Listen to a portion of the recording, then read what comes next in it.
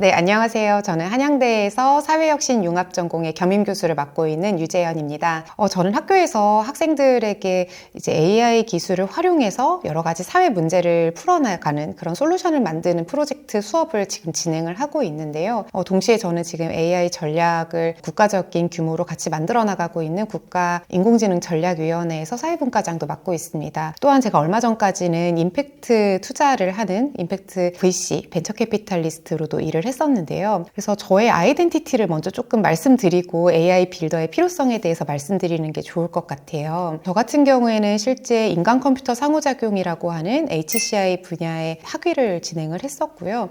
그러다 보니까 어떻게 하면은 기술을 잘 써서 사람에게 이로운 방향으로 만들어 나갈 것인가, 그리고 벤처 캐피탈리스트의 어떤 그 아이덴티티를 활용해서 어떻게 하면 이게 지속 가능한 모델로 만들어 나갈 수 있을까, 여기에 대한 고민을 좀 많이 하고 있습니다. 사실 저희가 여러 가지 기술의 격변기 안에서 어떤 기술이 빠르게 올라가고 지고 그리고 지속되는지에 대한 그런 궤적들을 좀 볼 일들이 많았는데요. 제가 봤을 때 정말 중요한 것은 그 기술이 만들어내는 어떤 시장의 규모 같은 것도 굉장히 중요하지만, 사실 정말 중요한 것은 이 기술이 얼마나 빠른 속도로 많은 사람들에게 쓰이게 되느냐라는 것이 정말 중요한 접점이라고 봤습니다. 특히 챗GPT의 사례를 들지 않을 수가 없는데요. 예를 들어서 2022년 12월에 챗GPT가 나오기 전까지도 LLM을 비롯한 어떤 내추럴 랭귀지 프로세싱이라고 하는 여러 가지 자연어에 대한 시도들도 많았고, 또한 알고리즘 자체는 분명히 존속을 해왔습니다. 하지만 2022년 12월을 기점으로 아주 빠른 속도로 LLM이 클 수 있었던 것은 챗GPT가 제공하고 있는 정말 자연스러운 인터랙션, 다시 말해서 정말 개발자들만 이 알고리즘을 활용하는 것이 아니라 실제로 일반인 비개발자라고 할 수 있는 사람들도 AI라는 기술 자체를 경험할 수 있는 그 허들, 장벽 자체가 굉장히 빠른 속도로 낮아졌다라는 지점이 있습니다. 그래서 이 서비스라는 것이 정말 중요한 것은 그 해당 기술 자체가 어떻게 하면은 더 많은 사람들에게 쓰여서 더 많은 상상력을 자극하고 그로 인해서 얼마나 더 많이 확장되어서 이 산업 안에서 자리 잡을 수 있느냐, 이게 정말 중요한 거라고 보고 있습니다. 따라서 이제 AI 빌더의 관점으로 좀 가보면은요, 여러분이 많이들 경험하신 바와 같이 실제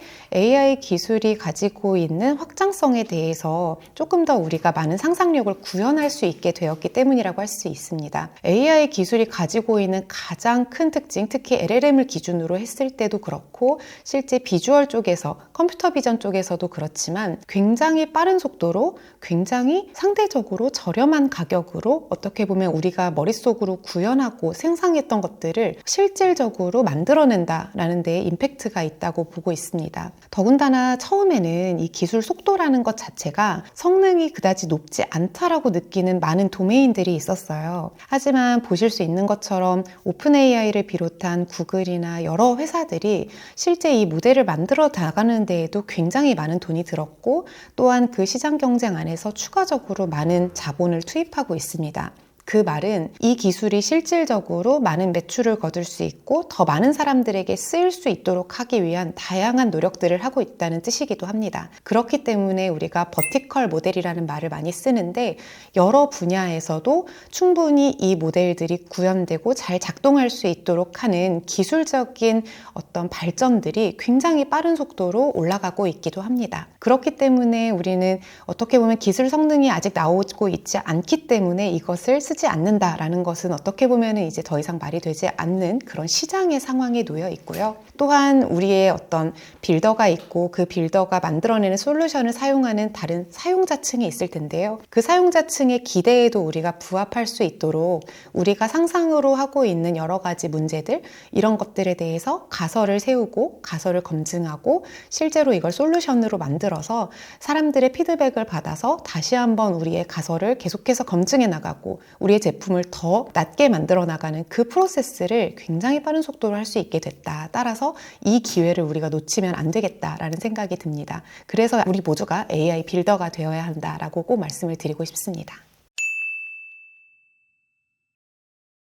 일단 벤처 캐피털은 일반적으로 굉장히 다양한 스테이지에서의 어떤 투자 단계에서 투자를 집행을 합니다. 그런데 여기에서는 우리가 또 얼리 스테이지에 예비 창업자분들도 분명히 계실 거라는 생각이 들어서요. 조금 더 초기 단계에서 투자하는 벤처 캐피탈의 입장에서 한번 말씀을 드려보겠습니다. 초기 단계에서 투자를 한다는 것은 기본적으로 우리가 7년에서 10년 정도는 어떤 파트너로서 같이 간다라고 생각을 해주시면 되겠습니다. 한 7년에서 10년 뒤면은 사실 지금 내가 해결하고 있는 어떤 문제, 내가 풀고자 하는 그 이슈 자체가 나중에는 또 어떠한 빠른 속도로 변화할 수도 있고 사라질 수도 있는 거기도 합니다. 또한 빠르게 해결이 되고 나면 그 다음에 우리가 무슨 문제를 풀어야 할까? 이런 고민들도 많이 하게 되는데요. 그래서 벤처 캐피탈리스트들은 많은 경우 창업자의 꿈의 크기에 대해서 물어보게 됩니다. 그 꿈의 크기라고 하는 것은 사실 우리가 풀고자 하는 어떤 문제의 크기를 이야기하는 것이기도 하고요. 문제를 푼다는 것은 누군가를 항상 상정하게 됩니다. 그래서 그 누군가, 시장의 접점, 다시 말해 사용자의 그룹의 크기,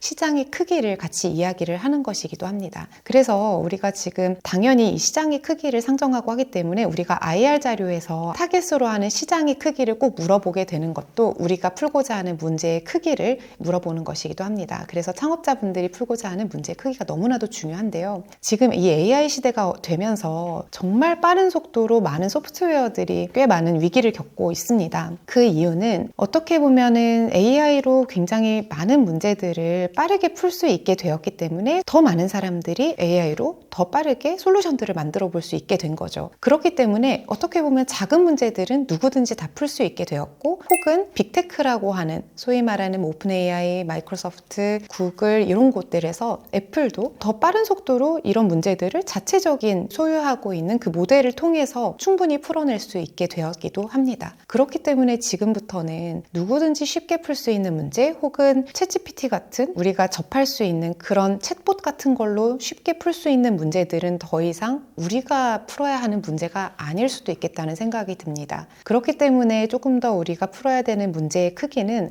훨씬 더 복잡하고 훨씬 더 사람과 사람의 연계의 문제를 풀고, 어떻게 보면 오프라인에서 벌어지는 일들을 더 체계적으로 풀어낼 수 있는 그런 힘들을 더 길러야 한다고 생각이 들고요. 그 과정에서 AI를 잘 작동시키느냐, 그것이 어떻게 보면 벤처 캐피탈들이 전부 다 눈을 크게 뜨고 찾아나가고 있는 그런 창업자들의 역량이 아닐까 생각합니다. 네, 저는 주로 이제 해외에서 열리는 스타트업 페어들도 많이 가는 편인데요. 특히 이제 유명한 미국에 있는 그런 행사들도 가기는 합니다만, 저는 조금 더 문화적인 특성이 있고 지역적인 특성들도 다른 곳을 많이 가는 편입니다. 예를 들어 제가 프랑스에 있는 비바테크라고 하는 스타트업 페어가 한 2010년대 후반부터 진행이 됐는데요. 2022년 비바테크를 갔을 때 우리나라 스타트업이 여기에서 어떤 컴퍼티션에서 우승을 했습니다. 바로 이제 마크비전이라고 하는 회사인데요. 이 컴퍼티션이 뭐였냐면 루이비통 그룹에서 이제 주최를 하는 컴퍼티션이었고, 여기에서 이 마크비전이 해냈던 것은 당시에 코로나 이후로 굉장히 명품에 대한 수요들이 빠른 속도로 올라갔고, 이 과정에서 생각보다 짝퉁이라고 불리는 소위 모조품들에 대한 그런 우려들도 더더욱 같이 늘어나게 됐습니다. 이 문제를 풀어낼 수 있는 스타트업들을 찾아 나선 루이비통 그룹에서 결국에 이 마크비전이 이 컴퍼티션에서 우승을 하게 된 케이스였죠. 당시에 이제 그 마크비전의 대표님의 이제 인터뷰들을 보면 사실 이분이 로스쿨을 다니면서 여러 가지 IP, 소위 말하는 지식재산권의 문제들을 들여다봤다고 해요. 여기에서 우리가 소위 말하는 이 짝퉁이라고 하는 것들이 만들어내는 정말 수많은 사회적 비용의 문제를 한번 해결해보자 라는 것이 처음 그 창업의 시작이었다고 하고요. 이후에는 이게 브랜드의 어떤 짝퉁 시장의 문제만 잡는 게 아니라 실제 지금 생성형 AI 시장이 굉장히 커지게 되면서 정말 많은 저작권 이슈들이 발생을 하고 있습니다. 그런 문제들까지 한 번에 풀어낼 수 있는 기술 기반의 어떤 솔루션들을 만들어냈다고 볼 수 있죠. 이게 단순히 어떤 사회적인 문제를 푸는 데에만 그치는 게 아니라 실질적으로 이게 비즈니스로 이어질 수 있을 만한 굉장히 큰 틀의 그런 확장들이 벌어질 수 있었다라는 점에서 저는 굉장히 눈여겨볼 수 있는 그런 사례가 아닌가 생각이 들었습니다.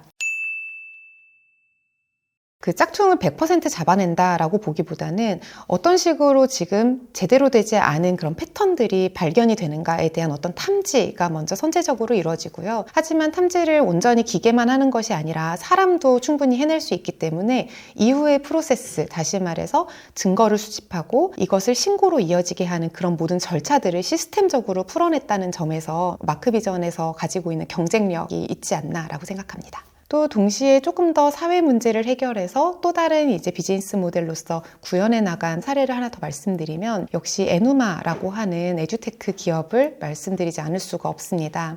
에누마는 일론 머스크가 이제 처음에 글로벌 문제를 한번 풀어보겠다라고 시작한 엑스프라이즈라고 하는 컴퍼티션이 있는데요. 여기에서 교육 격차의 문제를 해결하는 그런 회사로서 이제 우승을 한 바가 있습니다. 에누마는 이제 탄자니아의 어떤 작은 마을에 있는 아이들이 글을 익히고 수학을 익히고 하는 지점에서 어떻게 하면 이걸 기술을 써서 이 아이들이 다른 나라의 어떤 도시에 있는 아이들과 격차 없이 교육을 할 수 있을까, 이런 문제를 고민을 했고 또 이거를 조금 더 쉽고 간단하고 게임의 방식으로 더 쉽게 풀어낸 그런 회사이기도 한데요. 이 에누마에서 풀어낸 것이 탄자니아 작은 마을의 어떤 아이들의 이야기였다면 이것은 이후에 장애를 가진 아이들, 또 속도가 조금 느린 아이들, 이런 아이들에게 저마다의 속도로 학습을 할 수 있도록 돕는 그런 플랫폼으로 발전을 시켜 나갔습니다. 이게 어떻게 비즈니스로 옮겨가게 되었냐면 사실은 모든 아이들이 저마다의 속도로 학습을 해나가길 원한다라는 그런 니즈가 시장에 있었기 때문이었습니다. 그래서 이 회사에서 만들어낸 토도 영어, 토도 수학 같은 것들이 실제 우리나라뿐만 아니라 일본이나 동남아시아와 같은 다른 나라에서도 굉장히 많은 선풍적인 인기를 일으켰고요. 그래서 실제로 정말 많은 아이들이 조금 더 쉽고 재미있게 자기의 방식으로 학습을 해나가고 그리고 실질적으로 교육적인 효과까지 거두는 데까지도 이어질 수 있었기 때문에 이것이 바로 이제 비즈니스 모델로도 확장이 된 사례다라고 말씀드릴 수 있겠습니다. 일단 한국 정부가 현재 어떠한 전략을 가지고 있는지를 말씀드리는 게 좋을 것 같습니다. 한국에서는 지금 현재 AI 기술을 활용해서 최대한 많은 문제들을 풀어나가고 그것이 실제로 사회적인 비용을 낮추고 사회적으로 더 높은 효용을 일으키는 데 많은 관심을 가지고 있는데요. 그러한 이유에서 먼저 인프라 작업을 하고 있습니다. GPU를 대규모로 가지고 오고 실제 AI 인프라를 위한 여러 가지 컴퓨팅 센터, 데이터 센터들을 지어나가고 있습니다. 이와 동시에 사람들이 어떻게 하면 더 많이 참여해서 더 많은 효용, 혁신을 일으켜낼까에 대한 관심도 굉장히 많기 때문에 공공 분야에서의 혁신은 물론이고 실제 민간에서도 어떻게 하면 더 많은 사람들이 AI를 쓸 수 있게 만들까에 대한 다양한 시도를 하고 있는데요. 그러한 관점에서 모두가 이제 창업할 수 있는 환경, 그리고 AI 기술을 활용할 수 있는 환경들을 만들어 나가고 있습니다.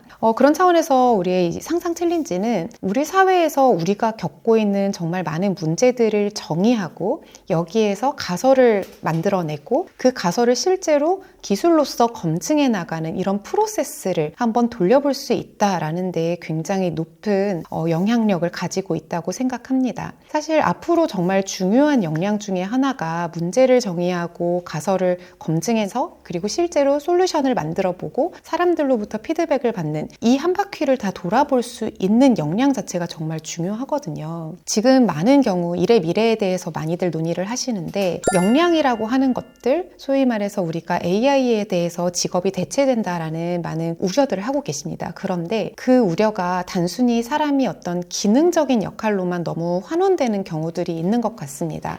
실제로 사람이 실제 자기의 일에서 해내고 있는 일들은 문제를 정의하고 그것을 풀어내고 그것을 어떻게 하면 더 확장해 나갈 수 있을지 또 지속 가능한 모델로 만들어 나갈 수 있을지를 우리 개개인들은 사실 잘 해내고 있거든요. 그렇기 때문에 기존의 어떤 기술을 기반으로만 기능적으로만 모듈적으로만 사람을 뽑았던 그런 시스템에서 이제는 역량을 전반적으로 확인해 볼 수 있는 그런 프로젝트들 그리고 그런 노력들이 더 많이 필요한 것 같습니다. 그러한 개념에서 봤을 때 이 상상 챌린지는 실제로 이런 역량들을 증명할 수 있는 정말 좋은 기회라고도 생각을 하고요. 따라서 이런 역량들을 함께 키워나가는 데에도 일조를 할 거라고 생각합니다. 한 가지 더 말씀을 드리면 AI 시대에 들어서 굉장히 많은 많은 사람들이 AI를 써서 누구든지 문제를 한 번에 해결할 수 있지 않을까라고 생각을 하는데요. 앞에도 말씀드린 것처럼 AI 기술을 가지고 개인이 어떤 문제를 단순하게 해결해내는 것은 굉장히 그 경쟁력 자체가 그렇게 높지 못할 수도 있다고 생각합니다. 이제부터 진짜 중요한 것은 한 명 한 명들이 모여서 함께 문제를 풀어나가는 협업 역량이라고 생각합니다. AI 기술을 적재적소에 잘 활용을 하되 사람들끼리 이 문제가 제대로 해결되고 있는지, 그리고 그 문제들을 우리가 같이 풀어나가는 그런 작업들을 거치는 것도 굉장히 중요한 역량이기 때문에, 그리고 사람 간에 만들어내는 시너지도 우리가 무시할 수 없기 때문에 이 상상 챌린지에서는 그렇게 우리가 팀을 만들어서 함께 협업하고 AI 기술을 적재적소에 쓰고, 그래서 실제 가설 검증부터 여러 가지 프로세스를 한번 다 돌려본다, 이런 것들을 해나가는 정말 좋은 기회라고 생각합니다. 저는 일단 처음 커리어의 시작은 기자로 시작을 했고요. 이후에 로봇 저널리즘이라고 하는 새로운 어떤 기술적인 사조 같은 것을 한번 경험을 하면서 이제 컴퓨터 사이언스 쪽으로 넘어간, 다시 말해서 커리어를 한번 크게 전환을 한 경험이 있습니다. 그 커리어를 전환을 해나가면서 정말 많은 질문들을 관련해서 받고 있는데요. 저는 개인적으로 제가 바라는 어떤 방향들이 있던 것 같습니다. 저는 반복하는 일을 사실은 좋아하지 않아서 어떻게 보면 되게 반복적인 일들을 하느라 그 해당 업의 본질을 제대로 좀 이행하지 못하는 것 아닐까. 왜냐하면 우리에게는 체력과 시간이라는 것들이 굉장히 한정되어 있기 때문에 이 문제를 좀 해결하고 싶었습니다. 그래서 그 문제를 설정하게 되는 것들이 우리가 지금 속해 있는 어떤 전공이나 혹은 내 생활 반경 안에서 굉장히 많은 경험들을 하고 계실 텐데요. 그 안에서 문제를 설정한다면 그것이 어떤 커리어 전환을 하는 데에서도 주저하지 않고 어떻게 보면 조금 더 다른 분야로도 확장해 나갈 수 있는 그런 기회를 마련한다고 생각합니다. 예를 들어서 제가 기자 생활을 하다가 컴퓨터 사이언스 쪽으로 넘어가고 이후에는 벤처 캐피탈로 또 넘어가고 또 지금 현재는 정책 쪽에 있을 수 있었던 가장 큰 이유는 이런 축이 하나가 있었기 때문이 아닌가라고 생각을 하고 있고요. 두 번째로 말씀드리고 싶은 것은 내가 어떤 인생을 살고 싶은가에 대해서 조금 더 많이 고민을 해볼 수 있는 시간적 여유들을 우리는 지금 가지고 있다고 생각합니다. 저 같은 경우에는 좀 호기심이 개인적으로 많은 편인데 재미있는 삶을 계속 살고 싶다는 생각을 했어요. 그래서 그 재미라는 것을 주는 가장 큰 요소가 호기심을 해소해 나가는 그런 과정들이었었고, 그러한 과정들이 어떻게 보면 지금까지 이어지는 커리어 패스 안에 있었다고 생각합니다. 여러분들이 정말 재미있다라고 생각하는 것, 혹은 뭔가 사회적으로 내가 좋은 기여를 하고 있다라고 생각하는 부분들이 있다면 그것을 일으키는 모티베이션이 되는 팩터, 저 같은 경우에는 호기심이었듯이 여러분에게 그런 영향을 미치는 팩터들을 잘 한번 고민해 보시고, 그것들이 커리어, 어떤 딱 정해져 있는 직업, 직군, 직무라고 생각을 하지 말고 나만의 어떤 길을 만들어 나가는 그런 새로운 재료이자 자양분으로서 여러분의 모티베이션을 한 번 더 생각해 보시는 그런 계기가 좀 되었으면 좋겠습니다. 저는 기술 변화를 앞두고 많은 분들이 굉장히 큰 우려를 가지고 계시다는 생각이 듭니다. 저는 AI 기술이 가지고 있는 이점들, 그리고 우리가 요거를 잘 활용해 볼 수 있는 그런 쪽으로 조금 더 상상력을 키워나갔으면 하는 바람이 있습니다. 우리가 사실 어릴 때부터 나는 정말 뭐 수학만 잘한다, 아니면 글만 잘 쓴다 라는 식으로 우리가 딱 매겨져 있지는 않았었거든요. 사실 우리는 언제든지 무언가 하고 싶은 것들이 많았고, 머릿속으로 내일 해나가야 할 어떤 장난 같은 것도 생각을 했었고, 이렇게 우리는 굉장히 낙관적으로 뭔가 해보고 싶은 것들이 많았던 그런 어린 시절을 다들 좀 생각을 해보실 수 있을 텐데요. 우리가 막연하게 상상으로만 생각했었던 꽤 많은 일들을 지금 현재 생성형 AI를 통해서, 그리고 여러 가지 AI 기술을 통해서 빠르게 더 저렴한 가격으로 구현해 볼 수 있는 시절이 왔다고 생각합니다.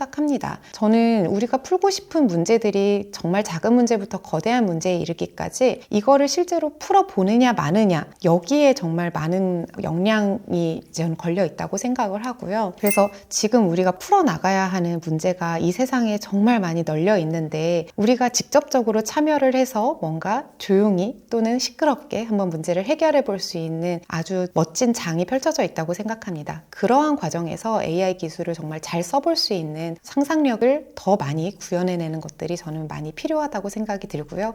또한 말씀드린 것처럼 정말 많은 사람들이 함께 엮여서 이 문제를 함께 AI 기술을 잘 써가면서 풀어봤으면 하는 마음이 있습니다.